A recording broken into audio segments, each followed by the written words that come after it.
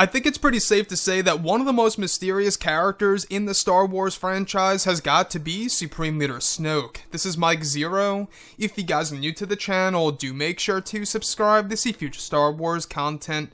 Now, one thing that I really do love about Snoke is not only is his backstory very mysterious, but also Andy Serkis is such a legendary, and the amount of work that he put into the character in The Force Awakens and in The Last Jedi honestly really impressed me. The character really grew on me, and I was rather upset that, they killed him off so early on in the sequel trilogy, at least the physical form of Snoke.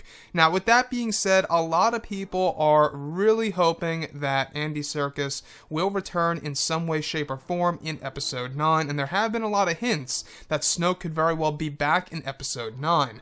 Now, these past couple of weeks or so, we've been learning a whole lot more about this film when it comes to some of the set leaks, the set designs, the concept art, and storyboard descriptions, etc., one of which has all to do with Supreme Leader Snoke, and a huge hint of a Sith connection to the character, specifically a description of Snoke inside of his throne room. However, this one appears different than the one in The Last Jedi, indicating this could be a flashback. Around him are no Praetorian guards, and however, there are a ton of attendants kneeling down around him. In front of Snoke is Kylo Ren, also kneeling down to Snoke.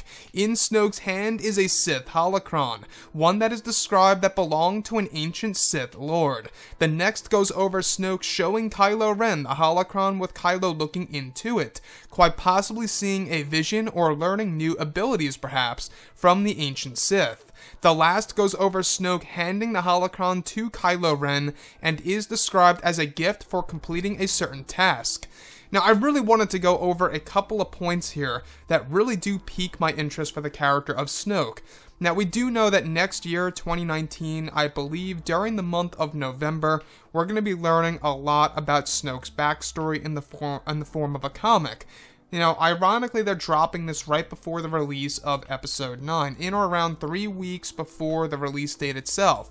Now, I wanted to focus on this throne room. Now, apparently this throne room is different than the one that is seen in The Last Jedi. That tells us immediately that this is a flashback.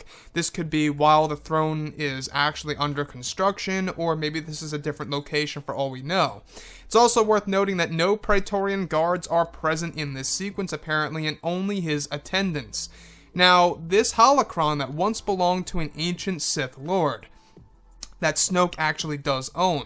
I believe that this is, of course, Darth Plagueis' Sith holocron. And the reason as to why we actually, believe in this, I think it all has to do with the fact that, Snoke actually does have the whole entire set of the Dwarty statues that once belonged to Emperor Palpatine, in legends that also belong to, of course, Darth Plagueis. So you can see all the potential connections here to both the EU and Legends material, which honestly I am loving.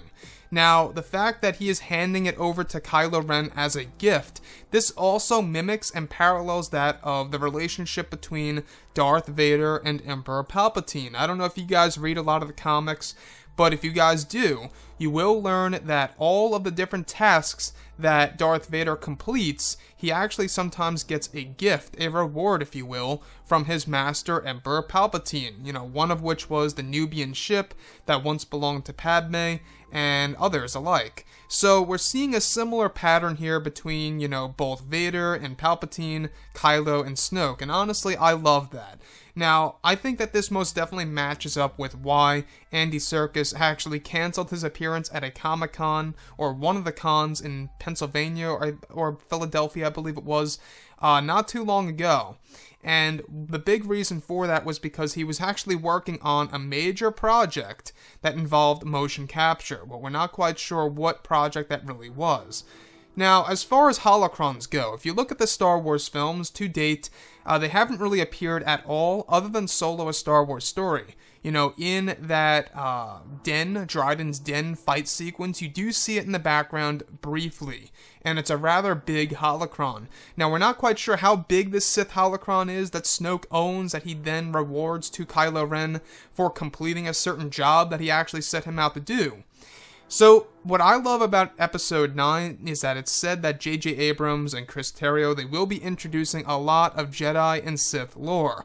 Of course, the Jedi lore is all going to start from the ancient Jedi books, so we're going to learn more about these things in Episode 9, because as of right now, right, we never got any official readings from that book in that movie. You know, Luke Skywalker did not read out of the book and tell Rey more about it. There are a ton of books there that actually hold a lot of different Jedi code. And if you listen carefully in The Last Jedi, you can hear it.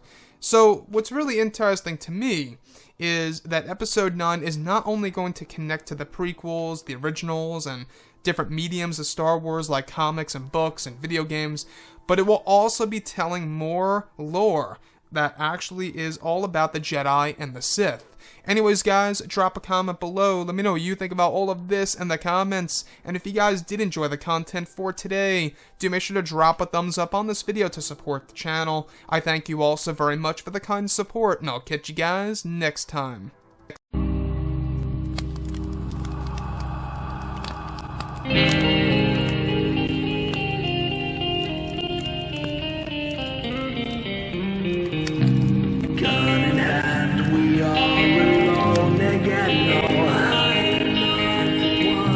From night to moon, we hear them moans again.